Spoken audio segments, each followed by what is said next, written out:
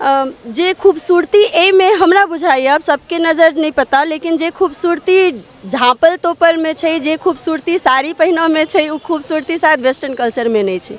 अपन मैथिल कल्चर मेन विलुप्त भऽ रहल छै, लोग वेस्टर्न कल्चर के ज़्यादा अपना रहल छै, ताहि के लेल बीच बीच में अपना सब ई सब प्रोग्राम रखनाइ जरूरी छै, ताकि जे सब बिसरि रहल छथिन अपन कल्चर, हुनका सबके याद दिवाबऽ के लेल।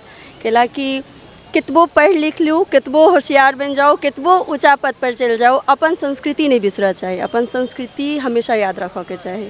अपन सांस्कृतिक पहिरन के आवश्यकता एहि लेल छै, कैलाकि जे खूबसूरती ए में हमरा बुझाइए, अब सबके नज़र नहीं पता, लेकिन जे खूबसूरती झाँपल तोपल में छै, जे खूबसूरती साड़ी पहिना में छै, उ खूबसूरती शायद वेस्टर्न कल्चर में नहीं छै।